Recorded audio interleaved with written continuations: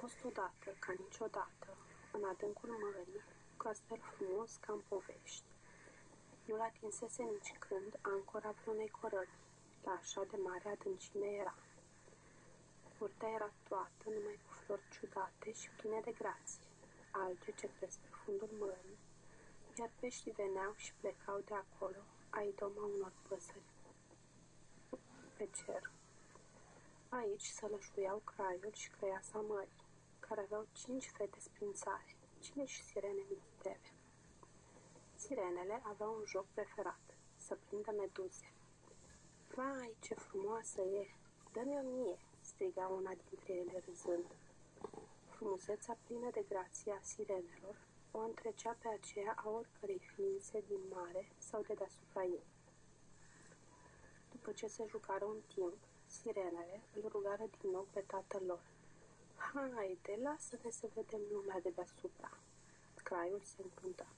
Nu, nici nu poate fi vorba până nu o să împliniți 15 ani, spuse el cu hotărâre. Știu că abia așteptați să vedeți cerul cu ochii voștri, dar e mult prea primejdios.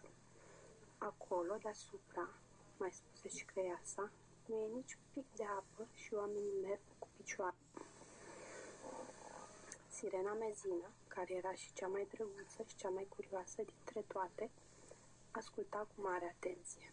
Tare mult îi mai plăceau poveștile maicăsii despre lumea de deasupra. Ce frumoasă pare marea când soarele strălucește cu putere de deasupra, oftă Sirena Mezină. Cât de mult aș vrea să am 15 ani. Și zi de zi, mica sirenă înnota până aproape de suprafață, ca să vadă razele de soare strecurându-se prin apă. Deși cuprinse de nerăbdare, sirenele dăduseră ascultare părinților și așteptau ziua când puteau să se aventureze spre suprafața mării. Lunile treceau încet, dar, în cele din urmă, cea mai mare împlini 15 ani. Când se întoarce din mult așteptată excursie, se porni să povestească. Luna strălucește ca un corn de aur pe cerul nopții, așa cum ne-a spus mama, dar n-am crezut vreodată că poate fi atât de frumoasă. Mai trecu un an, care părea că nu se mai sfârșește, și cea de-a doua sirenă împlini 15 ani. Venise rândul ei să înnoate până la suprafață. Când soarele apune, văzduhul e ca fermecat, spuse ea la întoarcere, cu ochii strălucindu-i de fericire. Dar mica sirenă tot mai avea câțiva ani de așteptat. Obișnuia să se așeze lângă o statuie dintr-un colț al curții, care reprezenta un om din lumea de deasupra. Stau pe două picioare? Își putea întrebătoare însăși. Atunci cum se face că nu cad? Când veni și rândul celei de-a treia surori să se ducă la suprafață, pentru prima oară i-a văzut ființe omenești care notau la vărsarea unui râu. Pe pământ se descurcă foarte bine, le spuse ea râzând surorilor ei, dar în apă sunt tare neîndemânatici. Atunci, când urcă și ea întâia oară la suprafață, cea de-a patra sirenă nu-și putu reține un strigăt de admirație. Zărise cerul noaptea. Mii de stele strălucesc acolo sus, spuse ea plină de fericire. Voi avea eu oare vreodată ocazia să descoper ceva atât de frumos? Se întreba mica sirenă nerăbdătoare.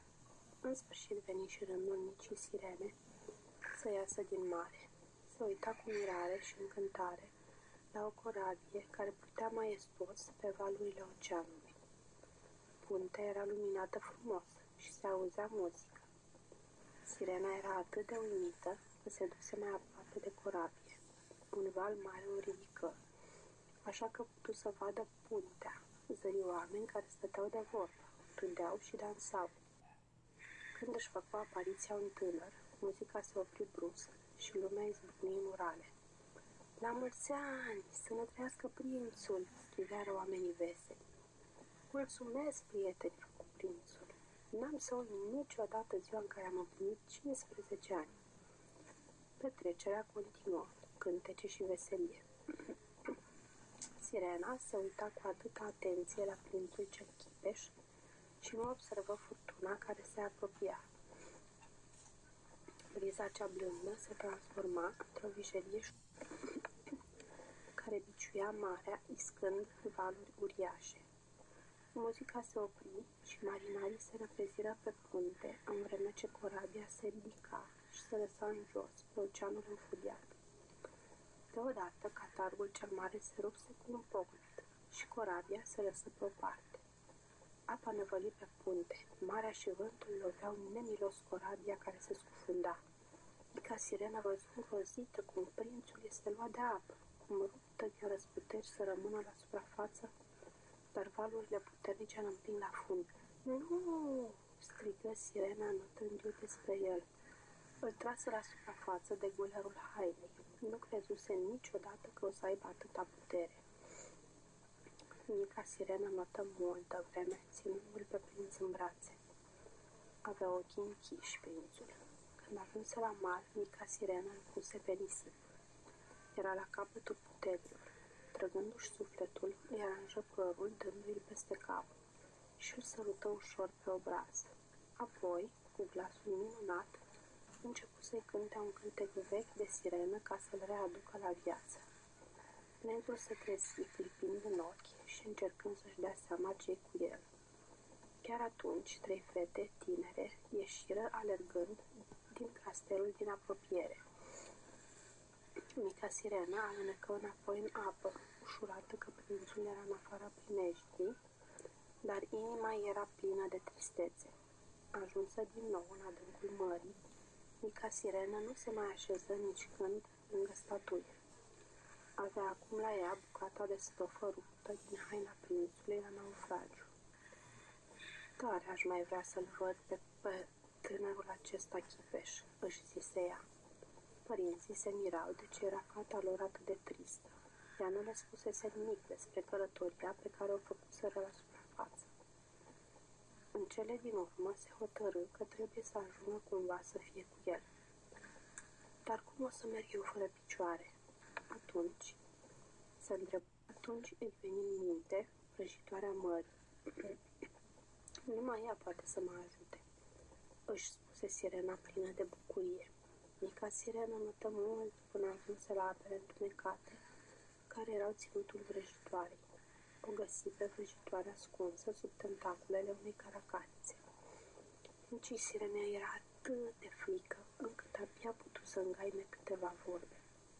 Știu ce vrei, micuțo, spuse vrăjitoarea, fixând-o cu privirea.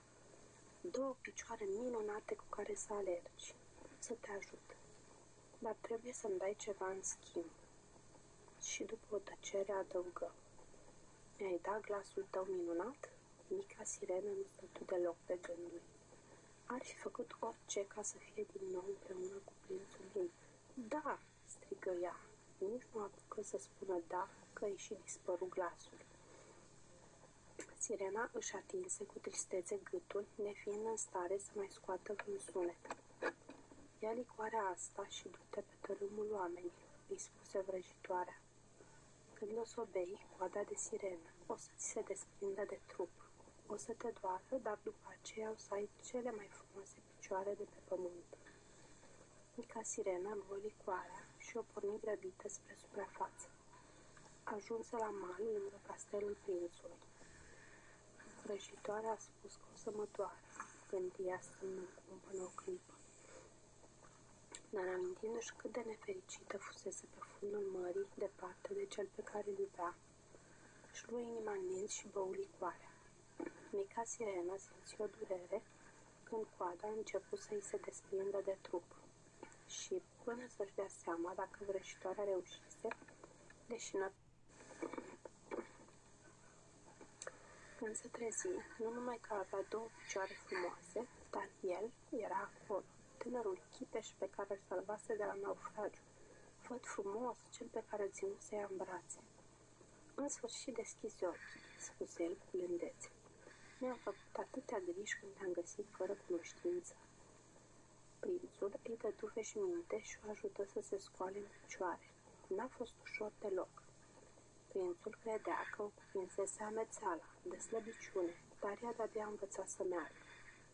În seara aceea se dădea un bal la castel. Mica sirenă, frumoasă și tăcută, dansa fericită cu prințul. Nimeni nu știa cine e sau la ce renunțase ca să aibă acele piciorușe delicate. Timpul trecea și mica sirenă încerca să câștige iubirea prințului.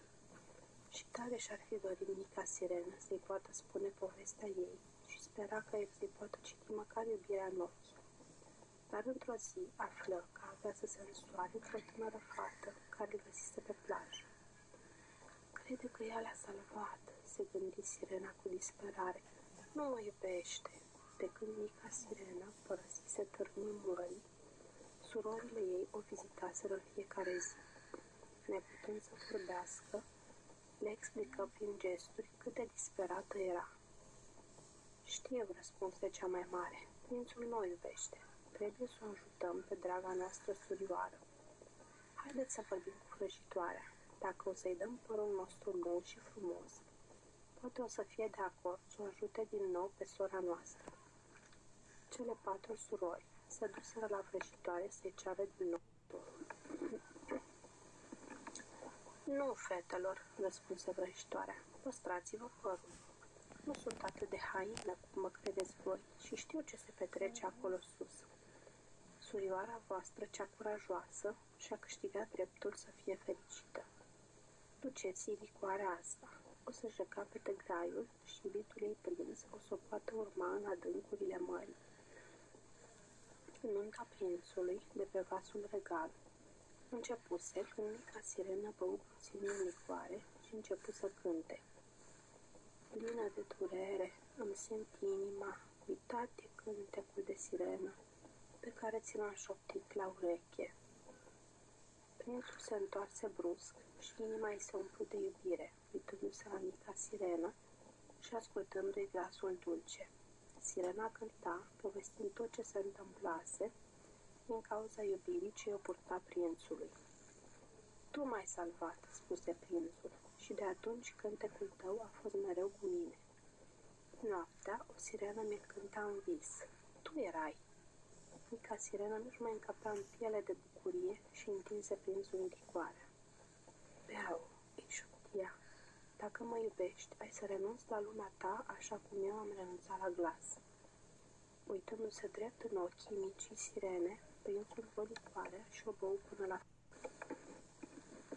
Vino după mine în regatul meu, spuse sirena zâmbind radioasă. Împreună se scufundară în mare albastră și adâncă. Mica sirenă nu mai putea de fericire. Ce plăcere să înoate din nou și să fie cu prințul ei iubit. Mii de balonașe se spărgeau la suprafață, spunând adio lumii de deasupra. Ținându-se de mână, prințul și mica sirenă înotau împreună, îmbătați de fericire, însoțiți de baletul peștilor multicolori. Vezi ce liniștită și blândă este viața aici, pe fundul mării? Exclamă sirena râzând. Având încă pe ei minunatele haine de nuntă, fericiții miri se duseră la castelul Craiului și Crăiesei, de pe fundul mării, urmați de sirene. Mama și tatăl sirenei nu mai puteau de bucurie că li se întorsese fata. Ascultară povestea micii sirene, apoi Craiul se întoarse către tânăr. Fii binevenit, făcu el, îți dorim fericire. Fie că ai coadă de pește sau 2 picioare, iubirea este singurul lucru care contează. Craiul mării fu gazda unei nunți mari, apoi tânăra pereche plecă într-o trăsură frumoasă, trasă de 4 căluți de mare. Familia sirenei își luă la revedere de la ei și le ură fericire veșnică. Când trăsura porni la drum, îi spuniră uralele. Fiecare dintre supușii Craiului le făcea cu mâna și le trimitea sărutări în timp ce trecea pe lângă ei. Vedeau și ei frumoasa iubire dintre mica sirenă și prințul ei. Și când luna de miere a noii perechi la sfârșit, prințul și mica sirenă se întoarseră la castelul de pe fundul mării, unde trăiră de-a pururea fericiții.